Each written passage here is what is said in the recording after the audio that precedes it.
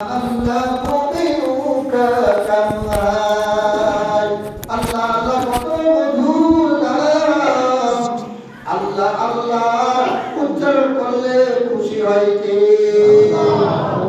খুশি হয় কে আল্লাহ আল্লাহ তাআলা বলেন ওয়াল্লাযীনা ফাআলু ফাহিশাতান আও যালামু আনফুসাহুম যাকারুল্লাহ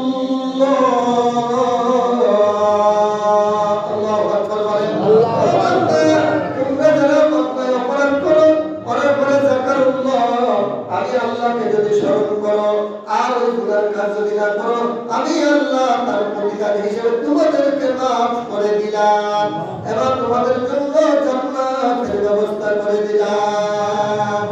মোহতারাম ভাইরা আমার, এই জন্য আজকের সেই ইস্তেগফারের দিন, জীবনের গুনাহগুলোর জন্য আমরা ইস্তেগফার করতে রাজি আছি কি আছি না বলেন? আছি। ইস্তেগফারের জন্য শর্ত হলো পিছনের যে গুনাহ করছি আর করব না। যদি বলেন পিছনের যে গুনাহ করছি গুনাহ করব না, নামাজ কাজা করলে এটা গুনাহ কি গুনাহ না? তাহলে কালকে থেকে এটার অর্থ কবর অর্থ কি আছে বলেন? কালকে থেকে পড়ব, নামাজ কি পড়ব, রমজানের রোজা রাখতাম না, এই রমজানের রোজা রাখবো, এর বলে তওবা, এর বলে কি তওবা। আর শুধু যদি কিতাবের ভিতর আছে একটা আগের দিকে কূপ ছিল, কূপের ভিতর যদি বিড়াল ইঁদুর এগুলো পড়তো, পড়লে হলো শরীর হলো 40 বালতি 60 বালতি পানি ফেলাইতে হয়, তাহলে ওটা কি হয়ে যায়? পাক হয়ে যায়।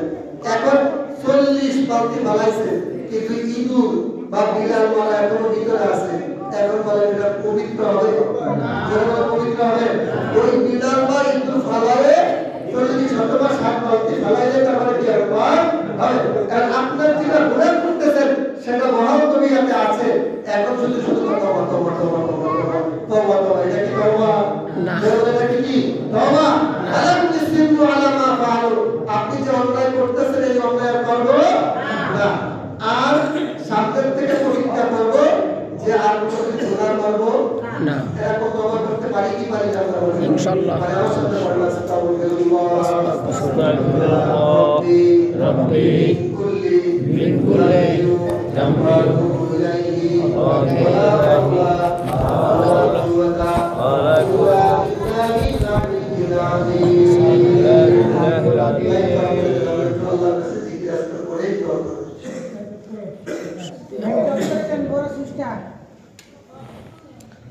সুবহানাল্লাহ সুবহানাল্লাহ সুবহানাল্লাহ সুবহানাল্লাহ সুবহানাল্লাহ সুবহানাল্লাহ সুবহানাল্লাহ সুবহানাল্লাহ সুবহানাল্লাহ সুবহানাল্লাহ সুবহানাল্লাহ সুবহানাল্লাহ সুবহানাল্লাহ সুবহানাল্লাহ